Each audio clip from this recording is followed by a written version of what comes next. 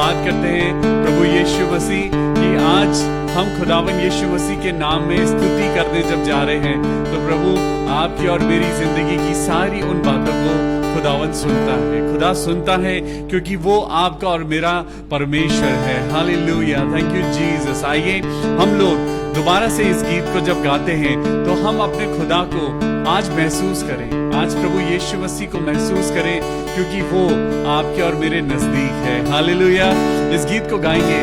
विनती मेरी तुझसे है प्रभु जी, तेरा हूँ मैं तेरे घर सदा। विनती मेरी तुझसे है प्रभु जी, तेरा हूँ मैं तेरे घर सदा। देखूंगा सुंदरता तेरी हरदम और ना होगा तुमसे फिर जुदा। आनंद ऐसा और कहाँ है, यीशु तू ही जीवन की हर खुशी। प्यासा हूँ मैं तेरे लिए, कब मिलूं मैं तुझसे मसीह। विनती मेरी तुझसे है प्रभु जी, तेरा हूँ मैं तेरे घर सदा। देखूंगा सुंदरता तेरी हरदम और ना होगा तुमसे फिर जुदा। आशीषों का तू है सोता, मेरे स्वामी मेरे दाता। आशीषों का तू है सोता, मेरे स्वामी मेरे दाता। महिमा का तू है राजा, करता तेरी आराधना। विनती मेरी तुझसे है प्रभु जी, तेरा हूँ मैं तेरे घर सदा। देखूंगा सुंदरता तेरी हरदम और ना होगा तुमसे फिर जुदा। Hallelujah, hallelujah, thank you Jesus. मेरे प्रभु यीशु मसीह, हम धन्यवाद करते हैं प्रभु आज की शाम के लिए। सच में पिता परमेश्वर, हमारी विनती है प्रभु कि हम सदा आपके घर में रह सके। हम खुदा बाप आपकी नजदीकी में रहना चाहते हैं। हम प्रभु संसार के जैसे नहीं, लेकिन हम आपके जैसे बनना चाहते हैं। आपके पास जो आनंद है मेरे प्रभु, ऐसा आनंद और कहाँ मिलेगा। ऐसा आनंद, ऐसी शांति हमें कहाँ मिलेगी जो हमें यीशु मसीह से मिलती है। यीशु तू हमारी जीवन की हर खुशी है। मेरे यीशु मसीह, आज हमारे बहुत सारे लोग हैं जो कोविड-19 से इन्फेक्टेड हैं, लेकिन प्रभु हम विश्वास करते हैं कि आप हमारी जिंदगी में वो आनंद, वो चंगाई, वो खुशी वापस देंगे क्योंकि आप हमारी दुआओं को सुनते हैं। आप हमारे जिंदा परमेश्वर हैं मेरे प्रभु। आप आशीषों का सोता है, मेरे स्वामी है, मेरे दाता है मेरे प्रभु। आप महिमा के राजा हैं और हम आपसे आराधना करते हैं। ओ हालेलुया। आज जितने लोग अपने आप को कमजोर महसूस करते हैं, आज जितने लोग मेरे भाई बहन, मेरे अजीज, मेरे बुजुर्ग, छोटे बच्चे और जवान लोग आज मिलके प्रभु से स्तुति करें, प्रभु की स्तुति और आराधना करें। जब परमेश्वर आपको और मुझको जब वो देखता है, परमेश्वर का वचन कहता है कि वो टूटे मन वालों के नजदीक रहता है, वो खेदित मन वालों के पास रहता है और वो उनके दुखों पे मरहम पट्टी लगाता है। हालेलुया। आज परमेश्वर यहोवा राफा वो आपको और मुझको चंगाई देना चाहता है, लेकिन आज हम स्तुति करें और उसके नजदीक आए। आइए एक गीत गाएंगे। थैंक यू लॉर्ड, तेरे पास आता हूँ यीशु,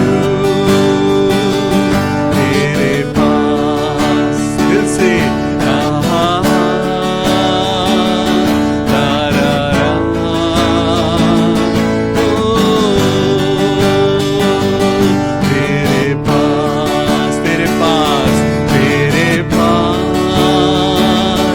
आता हूँ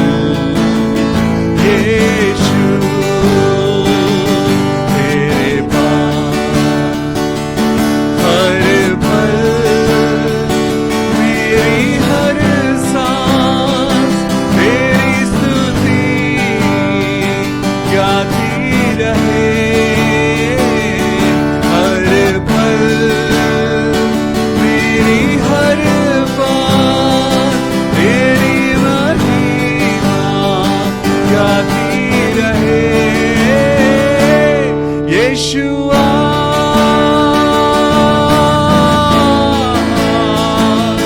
यीशुआ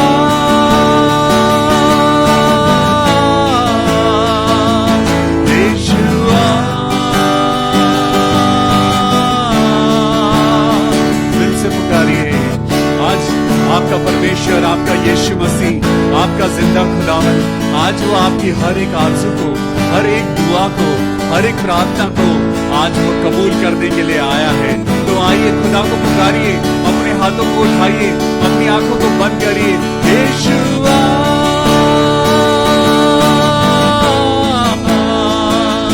यीशुआ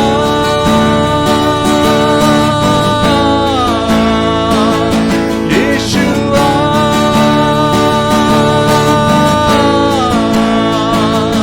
यीशुआ।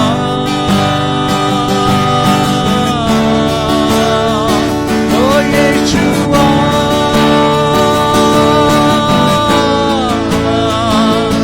यीशुआ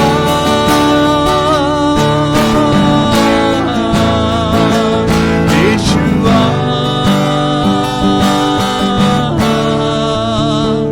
यीशुआ।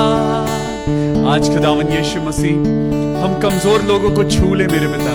आज होने दे पिता परमेश्वर, जितने लोग आज बीमार हैं प्रभु, हमारे अजीज जो बुजुर्ग हैं और जो हॉस्पिटल में हैं मेरे प्रभु, आज हम उन सब लोगों के लिए दुआ करते हैं। आज हम जवान बच्चों के लिए प्रार्थना करते हैं कि जो खुदावन नशे की लत में हैं, जो अपने फोकस से भटक गए हैं प्रभु, तुझसे दूर चले गए हैं, आज खुदाबाप तेरे लड़कों को, तेरे लड़कियों को, तेरी संतान को, तेरे बच्चों को तेरे हाथों में सौंपते हैं। और प्रभु हम तुझसे दुआ करते हैं प्रभु, अपने बच्चों को वापस ले आ। हालेलुया मेरे प्रभु जी।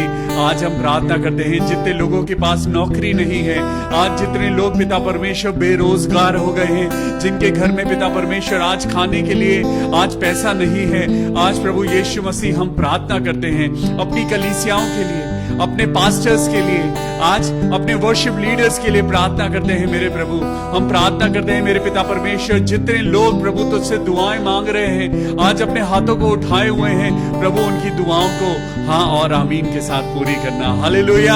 ये समय जब मेरे पिता परमेश्वर हम आपके वचन को सुनने, पढ़ने और समझने जा रहे हैं प्रभु, अपनी पवित्र आत्मा की आशीष देना प्रभु, हमें अपने लहू के बाड़े में कवर कर मेरे खुदाबाप, जबकि आज तेरे वचन के द्वारा हम एक नई बात को सीखने जा रहे हैं प्रभु, हमारी मदद कर।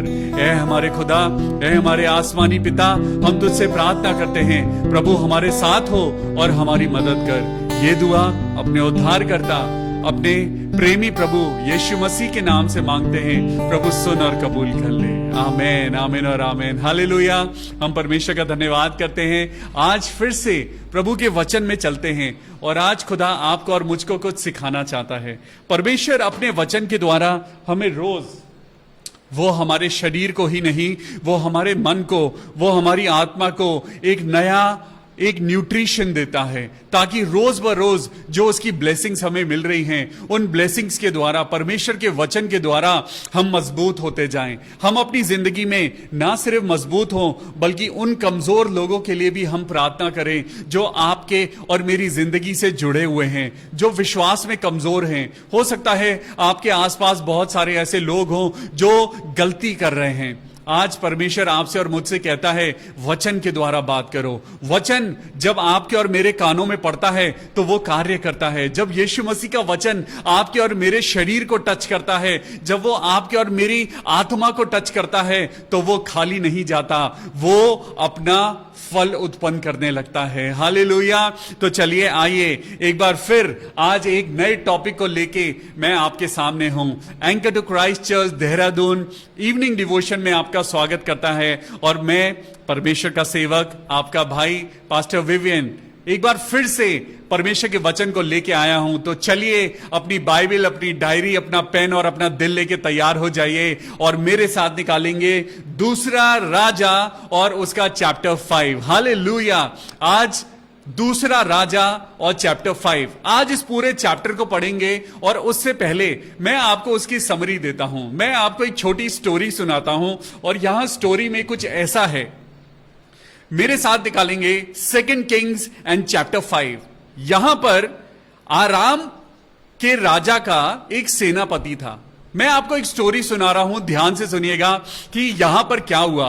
यह स्टोरी कोई इलिस्ट्रेशन नहीं, यह स्टोरी बाइबल की स्टोरी है और इस स्टोरी को आप पढ़ सकते हैं 2 किंग्स एंड चैप्टर 5 वर्स 1 से। मैं आपको इस स्टोरी के बारे में बताता हूं। एक राजा था और वो राजा आराम का राजा था, यानी आज जिसे आप सीरिया समझते हैं, जिसे आप देखते हैं सीरिया, आज के जमाने में जो सीरिया है उसका एक राजा था और राजा का एक सेनापति था और ये सेनापति बहुत वीर था, बहुत honourable and valour, man of valour. और इसके पास इतने ज्यादा इसके पास ताकत थी, स्किल्स थे और सब लोग इसके आगे सर झुकाया करते थे।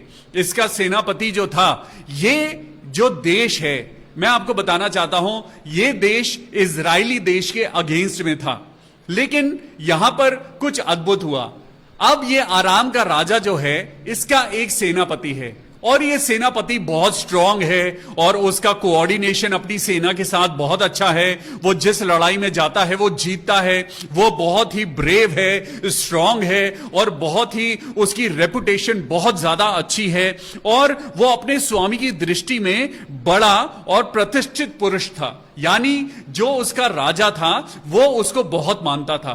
राजा की नजर में ये सेनापति नामान ये बहुत ज्यादा ऑनरेबल था क्योंकि यहोवा ने उसके द्वारा अरामियों को विजय किया था। वाओ, ये लोग इजराइल के अगेंस्ट में थे, इजराइल से लड़ाई करते थे, इजरायली लोगों के अगेंस्ट में थे, उनको नुकसान पहुंचाया करते थे, लेकिन तब भी परमेश्वर ने उसको विजय प्राप्त कराई।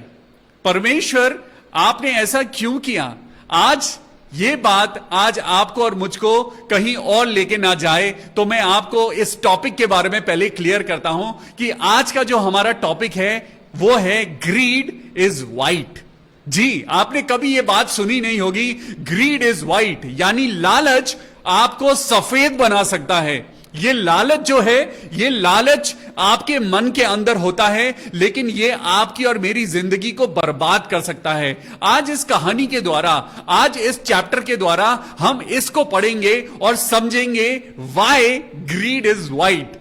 ये लालच आपको और मुझको सफेद बना सकता है, एज वाइट एज स्नो। ये मैं नहीं कह रहा हूं, ये परमेश्वर का वचन कहता है। तो चलिए मेरे साथ चलेंगे, कहानी में आगे बढ़ेंगे। बड़ी मजेदार कहानी है और यहां पे लिखा हुआ है क्योंकि यहोवा ने उसके द्वारा अरामियों को विजय किया था। और किस पे विजय किया था? इजरायलियों पे विजय किया था।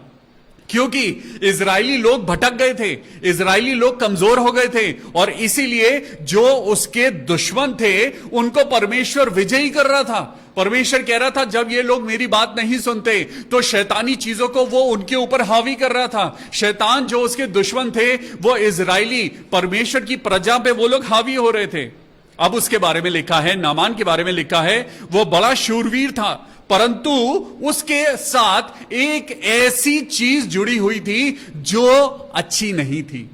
लिखा है वो बहुत बड़ा शूरवीर था, वो बहुत स्ट्रांग था, बहुत ब्रेव था। He was a man of valour और उसके पास एक उपाधि थी कि वो शूरवीर था। परमेश्वर ने गिद्दौन को भी कहा और परमेश्वर ने अपने इजरायली लोगों में जोशुआ को कहा और परमेश्वर ने बहुत सारे लोगों को कहा, ए शूरवीर सूरमा, अराइज, खड़े हो जाओ। परमेश्वर जो उपाधि आपके लिए और मेरे लिए इस्तेमाल कर रहा है, आज वही उपाधि परमेश्वर नामान के लिए इस्तेमाल कर रहा है। और यहां पे देखिए लिखा है कि वो शूरवीर था, लेकिन वहां पे उसके साथ एक कमजोरी थी, उसको कोढ़ की बीमारी थी। उसको कोढ़ की बीमारी थी। अगर आपने किसी लेपर को अगर देखा हो, अगर आपने किसी लेप्रेसी से इन्फेक्टेड अगर किसी पेशेंट को देखा हो जिसको लेप्रेसी होती है, ये लेप्रेसी ऐसी बीमारी है कि ये पहले रेड स्पॉट्स होते हैं स्किन के ऊपर और फिर उसके बाद ये सफेद धब्बे बनते जाते हैं और ये सफेद धब्बे बड़े होते जाते हैं और इसके बाद क्या होता है कि हड्डियां गलने लगती हैं, स्किन गिरने लगती है, स्किन के टुकड़े हो के वो छिलकों के समान जमीन पे वो गिरने लगते हैं। जो लेप्रेसी का पेशेंट होता है वो उसके गम्स यानी जो उसके मसूड़े होते हैं वो दांत को छोड़ देते हैं, उसकी नाक की हड्डी, उसके मुंह की हड्डियां गलने लगती हैं, शरीर की हड्डियां गलने लगती हैं, और सबसे ज्यादा एक कोढ़ी के पास से बहुत गंदी स्मेल आती है, बहुत गंदी स्मेल आती है। लेकिन उस राजा की नजर में यह शूरवीर था, उस राजा की नजर में यह शूरवीर था, और राजा नहीं चाहता था कि मेरा यह सेनापति मारा जाए। वो नहीं चाहता था कि मेरा यह सेनापति ये कोढ़ के कारण ये खत्म हो जाए, क्योंकि कोई नहीं चाहेगा कि आपके साथ जो एक शूरवीर आदमी, एक सेनापति जो बहुत ही ज्यादा ऑनरेबल है, जो बहुत ही ज्यादा ताकतवर है, कोई भी अपने साथी को खोना नहीं चाहेगा। आरामी लोग दल बांधकर इजराइल के देश में जाकर वहां से एक छोटी लड़की को बंदी बनाकर ले आए थे। एक लड़की को वो इजरायली क्षेत्र से, इजरायली भूमि से, इजरायली देश में से वो एक छोटी बच्ची को बंदी बना के ले आए थे। अब वो लड़की जो थी वो उनके घर में रहती थी और वो नामान की पत्नी की सेवा करती थी। उसने अपनी स्वामिनी से कहा, यदि मेरा स्वामी शोमरोन के भविष्यवक्ता के पास होता तो क्या ही अच्छा होता, क्योंकि वो उसके कोढ़ को चंगा कर देता। हालेलुया! उस इजरायली लड़की के द्वारा परमेश्वर एक महिमा का काम करने जा रहा है। हालेलुया! आपने देखा होगा कि बाइबल में लिखा है कि जो अगले थे वो पिछले हो जाएंगे और जो पिछले थे वो अगले हो जाएंगे। परमेश्वर ने जगत से ऐसा प्रेम किया। परमेश्वर सिर्फ ईसाइयों से प्यार नहीं करता, परमेश्वर सिर्फ मसीह लोगों से प्यार नहीं करता, उसने जगत से ऐसा प्रेम किया कि उसने अपना इकलौता बेटा दे दिया। हालेलुया! और यहां पर परमेश्वर की एक योजना उस नामान की जिंदगी में होने जा रही है, जो इजरायली नहीं है, जो परमेश्वर को नहीं जानता, ना उसका राजा, ना उसका देश, ना उसकी प्रजा, कोई भी परमेश्वर को नहीं जानता। लेकिन उन लोगों ने क्या करा? उन लोगों ने इजरायली देश पे अटैक किया, इजरायलियों को हरा दिया, और इजरायली देश में से वो एक छोटी बच्ची को वो बंदी बना के ले आए। और वो छोटी बच्ची मेड सर्वेंट की तरह वो नामान की पत्नी की सेवा किया करती थी। लेकिन परमेश्वर की योजना देखिए, परमेश्वर ने ऐसे ही यूसुफ को गड्ढे में से निकाला और उसे देश का प्रधानमंत्री बना दिया। ऐसे ही परमेश्वर ने दाऊद को भेड़ बकरियां चराते हुए उसे इजराइल का राजा बना दिया। ऐसे ही परमेश्वर ने यीशु मसीह को आपको और मेरा उद्धारकर्ता बना दिया। हालेलुया! ये परमेश्वर की योजना है। परमेश्वर की योजना कोई नहीं जानता, लेकिन परमेश्वर कहता है जो कल्पनाएं मैं तुम्हारे विषय करता हूं, वहां परमेश्वर ये नहीं लिखता कि जो कल्पनाएं मैं क्रिश्चियंस के लिए करता हूं, वहां परमेश्वर कहता है जो कल्पनाएं मैं तुम्हारे लिए करता हूं। हालेलुया! जो कोई यीशु मसीह पे विश्वास करेगा वो नाश नहीं होगा वरन अनंत जीवन पाएगा।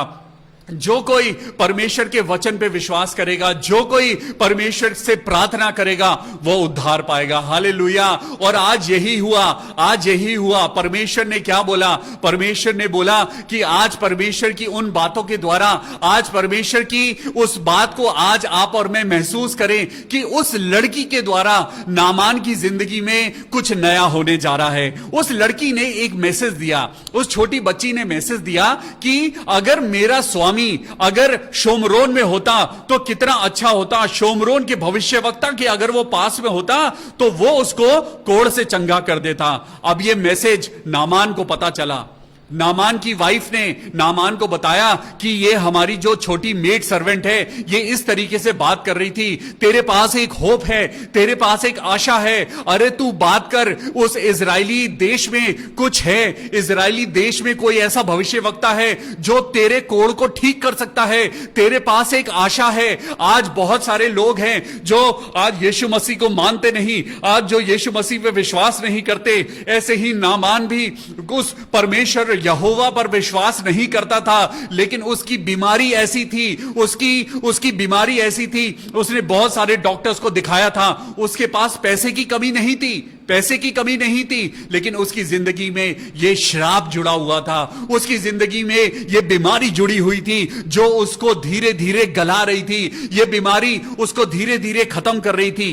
चौथी आयत में लिखा है, तो नामान ने अपने प्रभु के पास जाकर कह दिया। नामान अपने प्रभु के पास गया, अपने स्वामी के पास गया और उसने उससे कह दिया, इजरायली लड़की इस प्रकार कहती है। उसने कहा, हे प्रभु, यह हमारे घर में जो इजरायली लड़की है, इसके द्वारा मैंने एक बात सुनी है कि मेरी बीमारी ठीक हो सकती है। प्रभु, मुझे एक आशा है, मेरी बीमारी ठीक हो सकती है, जो हमारे देश के ये डॉक्टर लोग ठीक नहीं कर पा रहे हैं। प्रभु, मेरी किडनी ठीक नहीं हो पा रही है। प्रभु, मेरा कैरेटिनिन लेवल बहुत हाई है। प्रभु, मेरे लंग्स को बीमारी है। प्रभु, मेरे शरीर में बीमारी है। लेकिन प्रभु, मेरे पास एक आशा है। मैंने नाम सुना है, यीशु मसीह नाम का एक इंसान है जो हाथ रखता है तो दुष्ट आत्माएं भागती हैं। जब यीशु मसीह हाथ रखता है तो मुर्दे चंगे हो जाते हैं। ऐसे ही इसने यीशु मसीह का तो नाम नहीं सुना था, क्योंकि हम बात ओल्ड टेस्टामेंट की कर रहे हैं, लेकिन उसने परमेश्वर की उस भावना को अपने अंदर महसूस किया।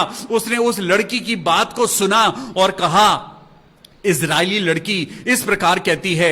अराम के राजा ने कहा, तो तू जा, मैं इजराइल के राजा के पास एक पत्र भेजूंगा। उसने कहा, मैं एक लेटर लिख दूंगा। तब वो 10 किक्कार चांदी और 6000 टुकड़े सोना और 10 जोड़े कपड़े साथ लेकर वो इजराइल को रवाना हो गया। उसके पास पैसे की कमी नहीं थी। आपको मालूम है, जब मैंने बाइबल की इस वर्स को रिसर्च किया, जब मैंने इस कमेंट्री को पढ़ा, तो मैंने वहां पे पढ़ा, it was around 1 million in today's currency. It was around 1 million, और वो 1 मिलियन, अराउंड 1 मिलियन पैसा लेकर वो इजराइल के राजा के पास वो एक रिकमेंडेशन लेटर लेके गया। वो अपने राजा से एक रिकमेंडेशन लेटर लेके गया और वो उस राजा के पास गया जो इजराइल में था। अब वो, आप मान लीजिए, एक दुश्मन देश दूसरे दुश्मन देश में जा रहा है। एक दुश्मन देश का आदमी अपना इलाज कराने के लिए वो बॉर्डर क्रॉस करके, वो बड़ी जोखिम उठाकर वो एक ऐसे देश में जा रहा है जिस देश को उस देश ने नुकसान पहुंचाया था। वो ऐसे देश में जा रहा है जिस देश के बच्चों को उठा के वो ले गया था। लेकिन परमेश्वर की महिमा होनी थी। लेकिन परमेश्वर जब बोलता है तो अच्छे अच्छे उसके आगे झुक जाते हैं। जब परमेश्वर का हाथ ऊपर उठता है तो आज देख लीजिए, दुनिया की सुपर पावर्स भी एक कोरोना वायरस के आगे झुकी हुई हैं। आज दुनिया के लोग ढूंढ रहे हैं कोरोना वायरस का वैक्सीन, लेकिन उसका इलाज सिर्फ परमेश्वर के पास है। हालेलुया। और वहां पे क्या हुआ, तब वो उस राजा के पास गया और वो पत्र पढ़ने पर इजराइल के राजा ने अपने वस्त्र फाड़े और बोला, क्या मैं मारने वाला और जिलाने वाला परमेश्वर हूं? क्योंकि वो तो इजराइल में रहता था। उसे पता था कि यहोवा कौन है। उसे पता था, वो एक परमेश्वर का भय मानने वाला राजा था, कि उस पुरुष ने मेरे पास किसी को इसलिए भेजा है कि क्या मैं उसका कोढ़ दूर करूं? अरे मैं कौन हूं? मैं तो एक इंसान हूं। मैं तो एक सिर्फ छोटा सा राजा हूं। अरे लोग सोचते हैं कि पास्टर के हाथ में शिफा है, लोग सोचते हैं कि उसकी दुआ में शिफा है, लेकिन आज मैं आप लोगों का मन, आपका दिल और आपकी आंखें सिर्फ और सिर्फ परमेश्वर की ओर ले जाना चाहता हूं। आपको बचाने वाला कोई पास्टर नहीं, आपको बचाने वाला कोई प्रीचर नहीं, आपको बचाने वाला कोई इवेंजलिस्ट नहीं। आपको अगर कोई बचा सकता है तो सिर्फ एक यीशु मसीह, जो आज मौत को हराकर अपने परमेश्वर के दाहिनी ओर विराजमान है। वो जिंदा खुदा है जो आपको और मुझको बचा सकता है। इसीलिए उसने अपने कपड़े फाड़े। और ये बात कहां पहुंची, यह सुनकर कि इजराइल के राजा ने अपने वस्त्र फाड़े हैं, परमेश्वर के भक्त एलीशा ने राजा के पास यह मैसेज भेजा, तूने अपने वस्त्र क्यों फाड़े? उसे मेरे पास भेज। उसने नामान को एक मैसेज भिजवाया। किसने? एलीशा ने। Elisha, pastor Elisha, the man of God, जो राजाओं से भी बड़ा है और वो परमेश्वर का चुना हुआ जन। अब देखिए यहां पे क्या हुआ। तब नामान को एक मैसेज मिला। तब एलीशा के द्वार पर नामान जाके खड़ा हुआ। नामान अपने घोड़ों और रथों समेत एलीशा के द्वार पर आकर खड़ा हो गया। अब देखिए, now see the attitude of the man of God. मैं ये नहीं बोल रहा कि मैन ऑफ गॉड के अंदर एटीट्यूड होता है, पर परमेश्वर की आवाज को सुनने वाला उसने क्या करा। तब एलीशा ने एक दूत से उसके पास एक कहला भेजा। एलीशा बाहर नहीं गया। एलीशा उससे मिलने नहीं गया।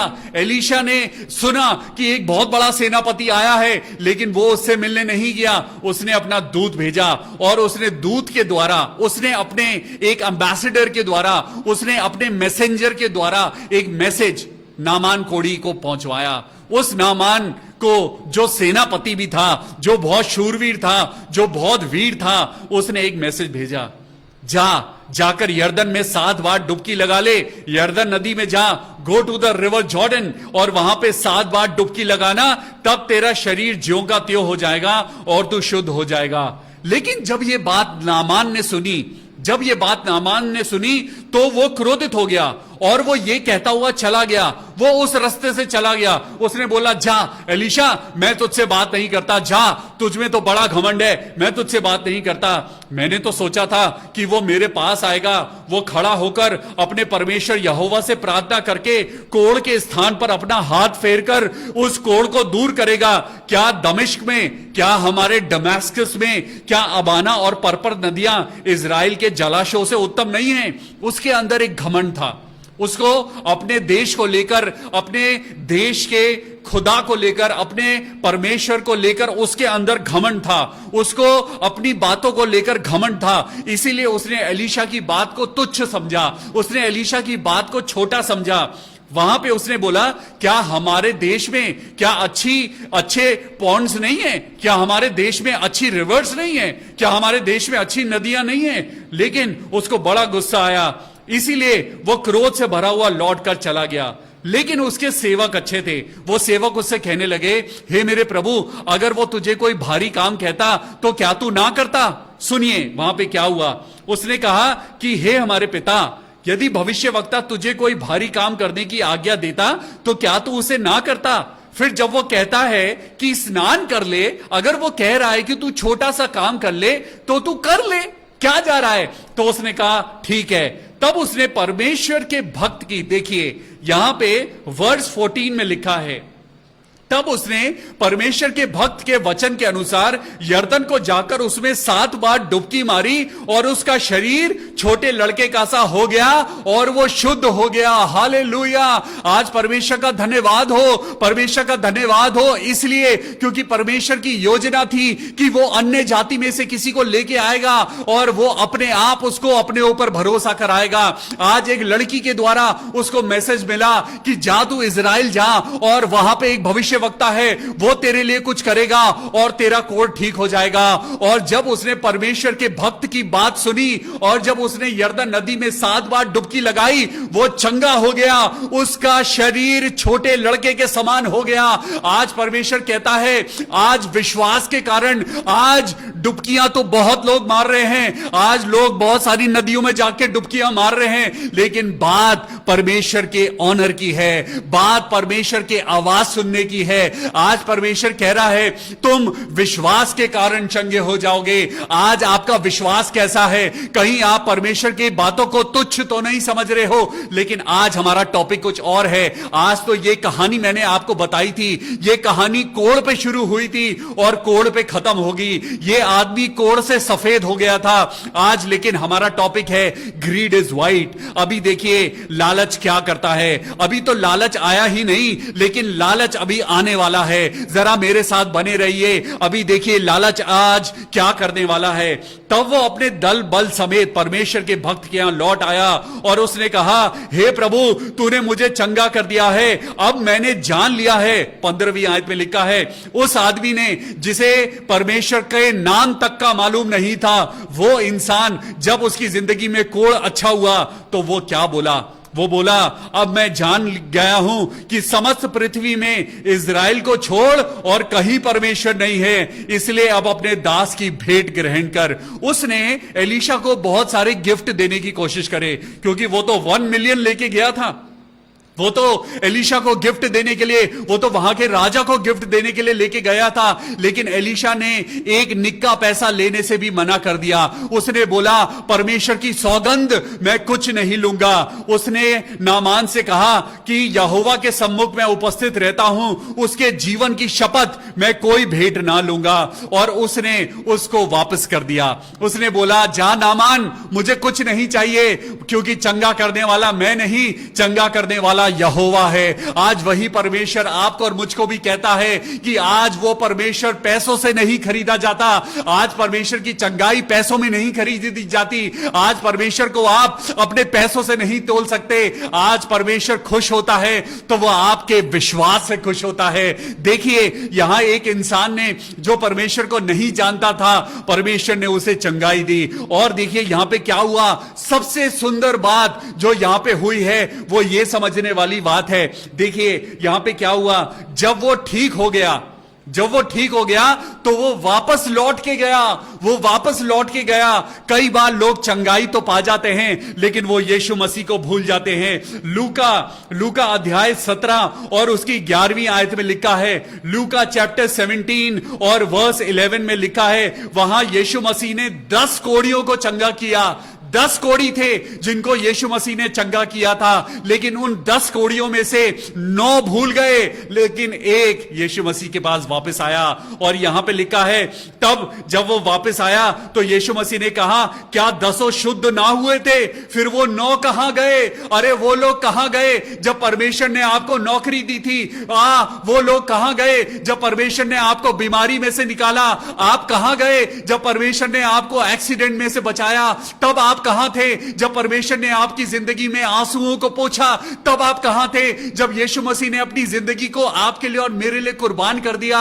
लेकिन वो 9 कोढ़ी भूल गए, एक उनमें से वापस आया। तब यीशु मसीह ने 19वीं आयत में कहा, तब उसने उनसे कहा, उठकर चला जा, तेरे विश्वास ने तुझे चंगा किया है। हालेलुया।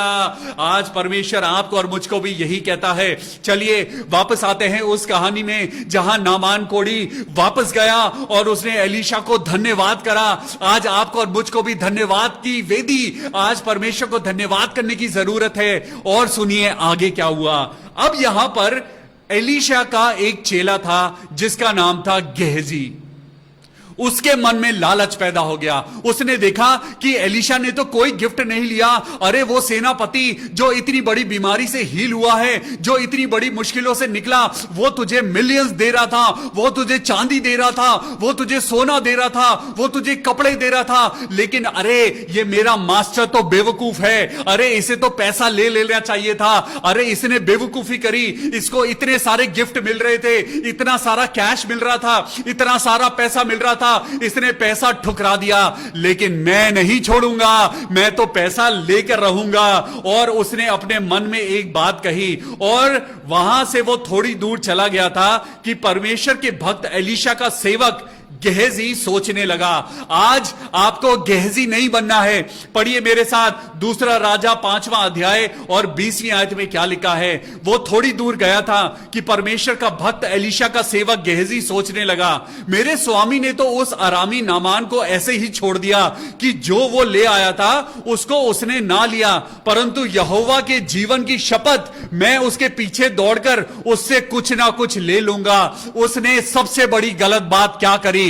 देखिए अब मैं आपको गलत बातें दिखाता हूं। अभी तक तो आपने परमेश्वर की चंगाई को देखा, अभी तक आपने परमेश्वर के विश्वास को देखा, और लेकिन देखिए आज परमेश्वर के लोग क्या गलती कर रहे हैं। जरा ध्यान से सुनिए कि परमेश्वर के लोग क्या गलती कर रहे हैं। सबसे पहले उसके मन में लालच आया।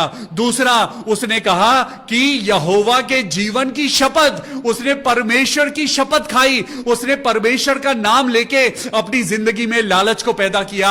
आज हम भी परमेश्वर की सेवा कहीं किसी लालच से तो नहीं कर रहे हैं? क्या आज हम परमेश्वर की प्रीचिंग कहीं लोगों से पैसा लेने के लिए तो नहीं कर रहे हैं? कहीं हम आज परमेश्वर के लिए, आज अगर आप और मैं अगर फेसबुक पे खड़े हैं तो कहीं इसलिए तो नहीं कि कोई आपकी मिनिस्ट्री को पैसों से सपोर्ट करे, कहीं कोई आपको डॉलर्स दे या आपको पैसा दे। पैसे का लालच नहीं करना, क्योंकि यह लालच आपको सफेद कर सकता है। देखिए यहां पे क्या हुआ, मेरे स्वामी ने तो उससे कुछ नहीं लिया, लेकिन यहोवा के जीवन की शपथ, मैं पीछे दौड़ूंगा और उससे कुछ ना कुछ ले लूंगा।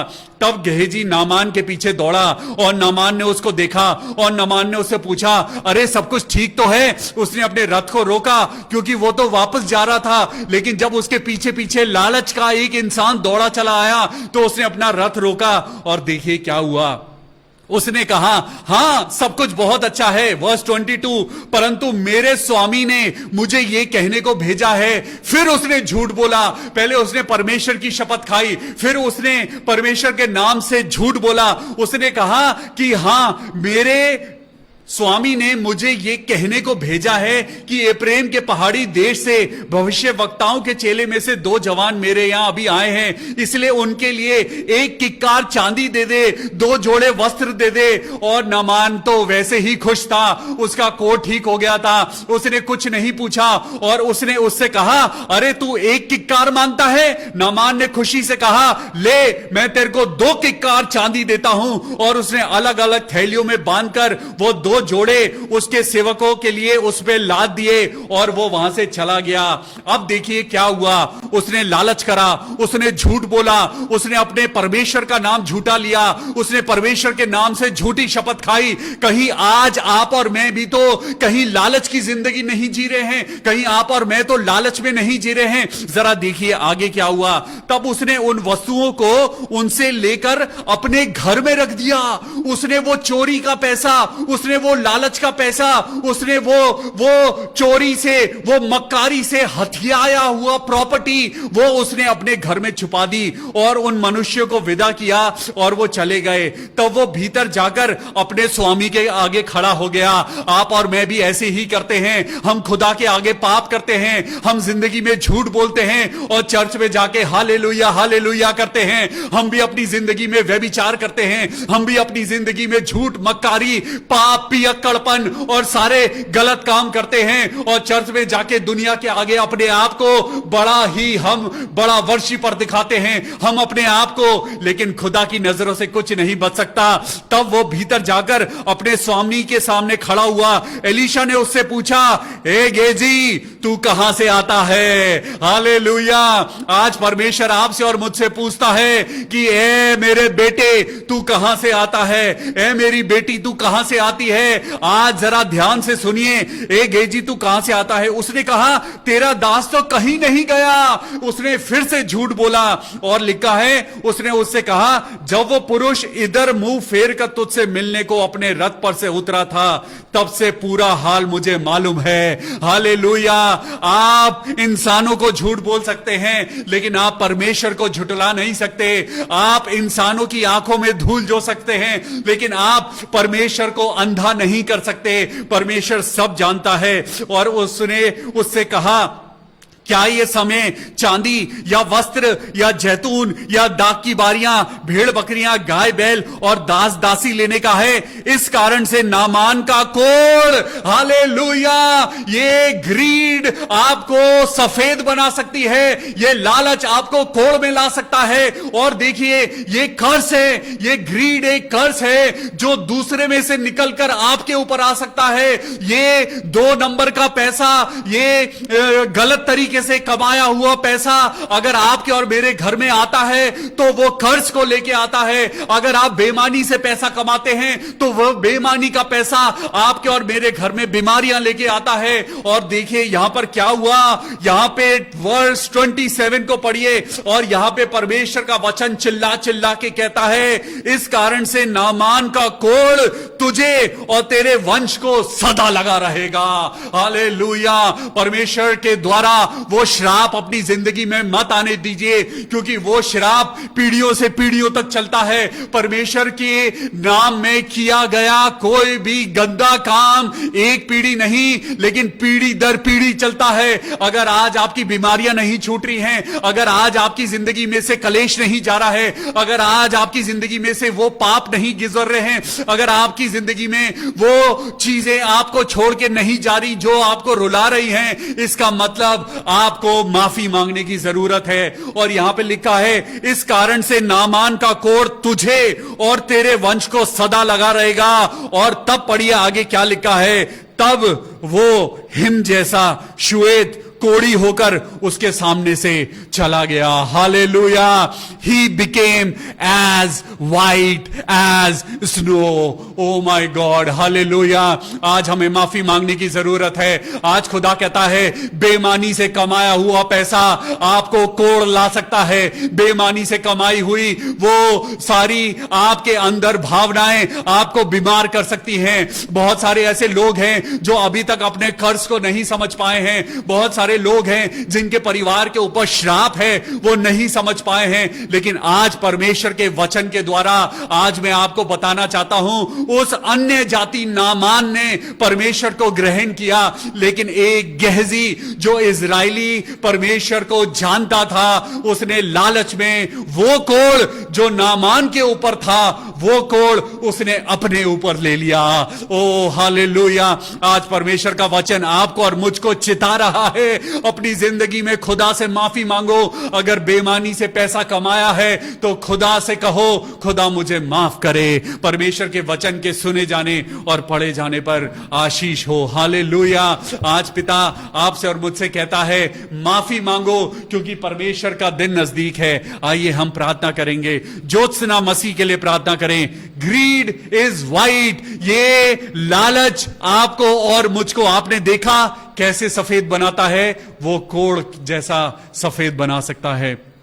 तो आइए हम प्रार्थना करें, क्योंकि प्रार्थना करने से आपको आशीष मिलेगी, प्रार्थना करने से आपको खुदा की बरकत मिलेगी। मेरे साथ नाम ले लेके प्रार्थना करिए। आइए प्रार्थना करें सिस्टर ज्योत्सना मसीह के लिए, जिनको कोविड हो गया है, जो बीमार हैं। ज्योत्सना मसीह के लिए प्रार्थना करें। ओ हालेलुया, हालेलुया। मेरे प्रभु यीशु मसीह, राजाओं के राजा, मेरे परमेश्वर, मैं प्रार्थना करता हूं सिस्टर ज्योत्सना को और जितने लोग कोविड 19 से इन्फेक्टेड हैं, मेरे प्रभु यीशु मसीह, आज मैं उनके नाम से तुझसे माफी मांगता हूं। प्रभु उनके गुनाहों को क्षमा कर और होने दे पिता परमेश्वर, इनकी बीमारी को खत्म कर। आज अपने हाथों को उठाइए और खुदा से कहिए, प्रभु जिंदगी में मुझसे अगर कोई गलती हुई है तो मुझे क्षमा कर। प्रभु मैंने लालच में आके, प्रभु मैंने तेरे लिए गलत काम किया है। मैंने लालच में आके प्रभु तेरा नाम गलत तरीके से लिया है। मैंने लालच में आके प्रभु तेरे नाम का गलत इस्तेमाल किया है। प्रभु मुझे क्षमा कर। भाई रवि के लिए प्रार्थना करें, जिनको कोविड हुआ है, वो हॉस्पिटल में एडमिट हैं। मिस्टर रवि के लिए प्रार्थना करें। प्रभु यीशु मसीह नासरी के नाम में भाई रवि, प्रभु यीशु मसीह तुम्हें चंगाई दे रहा है। भाई विजय लाल, जिन्हें एक हार्ट अटैक आया है, प्रभु यीशु मसीह के नाम में हम भाई विजय लाल को प्रभु तेरे हाथों में सौंपते हैं। प्रभु उनके दिल को, उनके एक एक नस नस को, उनके शरीर को प्रभु अच्छा कर। मैं बहन सुनीता को, दिलीप को, नैन्सी को, नल्ला मंडल को और उनके पूरे परिवार को मेरे प्रभु यीशु मसीह के नाम से प्रभु तेरे हाथों में देता हूं। विजय लाल, सिस्टर सुनीता, दिलीप और नैन्सी, नल्ला मंडल, प्रभु यीशु मसीह के नाम में मैं प्रार्थना करता हूं प्रभु ये सारे बीमार लोग चंगाई पाएं। मेरे प्रभु यीशु मसीह, हम बेटी एंजल के लिए प्रार्थना करते हैं। प्रभु एंजल के साथ होना, उसकी जिंदगी में प्रभु उसको कंसंट्रेशन देना ताकि वो अपनी पढ़ाई लिखाई अच्छे से करे। मनु के साथ होना मेरे प्रभु, जो बुरी संगत में है, प्रभु उसको बचा ले मेरे प्रभु। भाई पीहू ग्रिफिन के लिए, जिनको स्लिप डिस्क है, प्रभु यीशु मसीह नासरी, हालेलुया। मेरे प्रभु मैं अपने लोगों को प्रभु तेरे हाथों में देता हूं। मेरे प्रभु मैं अपने इन बच्चों को तेरे हाथों में देता हूं। भाई पीहू ग्रिफिन को प्रभु तेरे हाथों में देता हूं। हालेलुया। प्रभु प्रार्थना करते हैं भाई पीहू ग्रिफिन की स्लिप डिस्क ठीक हो जाए। मेरे प्रभु ओ पिता परमेश्वर, तू सब कुछ करता है। जब विश्वास से नामान 7 बार डुबकी लगाने से उसकी लेप्रेसी खत्म हो सकती है, तो प्रभु हमारी प्रार्थना से भाई पीहू और ये सारे बीमार लोग ठीक हो सकते हैं प्रभु यीशु नासरी के नाम में, आमेन। सिस्टर ग्रेस ग्रिफिन के लिए प्रार्थना करते हैं, प्रभु उनकी तबीयत अच्छी हो। सिस्टर सरिता सैमुअल के लिए, उनके पूरे परिवार को, उनके बेटे अभिषेक को, रोनिता को प्रभु तेरे हाथों में सौंपते हैं। हालेलुया। सिस्टर सरिता सैमुअल के साथ होना मेरे प्रभु, उनके शरीर को ताकत देना, इस परिवार में तेरी महिमा को उतरने देना और होने देना प्रभु। ये सब लोग तेरे वचन के द्वारा और विश्वास के द्वारा आशीष पाएं। हालेलुया। हालेलुया। मैं Mrs and Mr Sujit Paul के लिए प्रार्थना करता हूं, जिनकी आज 25th वेडिंग एनिवर्सरी है। खुदावन यीशु मसीह के नाम में हम आपको बहुत बहुत कांग्रेचुलेशंस देते हैं। Mrs and Mr Sujit Paul, आज उनकी 25th वेडिंग एनिवर्सरी है। खुदा बाप, आपने ये 25 साल का जो खूबसूरत रिश्ता दिया है, प्रभु इन्हें और हजारों साल तक खुदावन अपनी महिमा में, सालों साल अपनी अच्छी हेल्थ में और अपने आनंद में बढ़ाना। मैं अनीता प्रसाद के लिए, जिनका आज बर्थडे है, We bless you in the name of Lord Jesus Christ. प्रभु यीशु मसीह के नाम में सिस्टर अनीता प्रसाद, जिनका बर्थडे है, May God bless you. Sister Preeti, जिनकी एंजियोग्राफी होनी है 17 तारीख को। ओ मेरे पिता परमेश्वर, हम सिस्टर प्रीति को तेरे हाथों में सौंपते हैं। प्रार्थना करते हैं पिता परमेश्वर, ये एंजियोग्राफी टल जाए, होने दे मेरे पिता परमेश्वर। उनकी नसों में जो भी ब्लॉकेज है, प्रभु यीशु के नाम से वो सारी ब्लॉकेज डिसॉल्व हो जाए, और प्रभु तेरी बेटी एक नई गवाह, तेरी गवाही देने पाए। सन एरॉन सहाय के लिए प्रार्थना करते हैं, जिसका आज बर्थडे है। A very happy birthday to our little master Aaron Sahay. आज हम अपने बेटे एरन को खुदा बाप तेरे हाथों में सौंपते हैं और प्रार्थना करते हैं, प्रभु तेरे पवित्र लहू में एरॉन, जो कि पिता हिंदी में जिसका मतलब है हारून, मेरे प्रभु यीशु मसीह, ये सच में हारून की नाई पिता परमेश्वर, ये तेरा सेवक बनने पाए। और होने देखो खुदा बाप कि इसके और इसके पूरे परिवार को इसके द्वारा प्रभु बहुत आशीष मिलने पाए। आज हम प्रार्थना करते हैं सिस्टर श्रीन लाल के लिए, जो 85 इयर्स ओल्ड हैं और उनको बुखार है। हे मेरे परमेश्वर यीशु मसीह, राजाओं के राजा, चंगाई देने वाले मेरे प्रभु, सिस्टर श्रीन लाल को छूना और उन्हें चंगाई देना। मैं फिलोमिना मसीह सिस्टर के लिए और भाई डोनाल्ड मसीह के लिए, उनकी बेटी के लिए और पूरे परिवार के लिए। सिस्टर फिलोमिना मसीह, भाई डोनाल्ड मसीह और उनकी बेटी के लिए प्रार्थना करते हैं। हालेलुया। मेरे खुदावन यीशु मसीह, राजाओं के राजा मेरे परमेश्वर, अपने इस परिवार को छू ले और होने दे खुदा बाप, ये परिवार तेरे हाथों में पनपे, खूब अच्छे आनंद से, खुशियों में बढ़ता जाए और हर प्रकार से तेरे वचन की सामर्थ को महसूस करता जाए। ये सारी दुआएं अपने उद्धारकर्ता प्रभु यीशु मसीह के नाम से मांगते हैं। प्रभु सुन और कबूल कर ले। Amen. Hallelujah, hallelujah, praise the Lord. आज का वचन आपको और मुझको सच में ये सिखाता है कि हमें गेहजी जैसा नहीं बनना है, हमें विश्वास में बढ़ना है। और परमेश्वर कहता है लालच मत करो, परमेश्वर की खोज करो, बाकी सारी चीजें तुम्हें अपने आप मिल जाएंगी। Hallelujah, praise the Lord. हमारा प्रेयर टावर नंबर है 9811779542। आप इस नंबर पे हमें अपने प्रेयर रिक्वेस्ट भेजिए, हम आपके लिए प्रार्थना करेंगे, चंगाई प्रभु देगा। हालेलुया। कल फिर मिलेंगे परमेश्वर के सुंदर वचन के साथ। तब तक अपना ख्याल रखिए, सुरक्षित रहिए, स्वस्थ रहिए। In Jesus name I pray, amen. God bless you, praise the Lord, good night.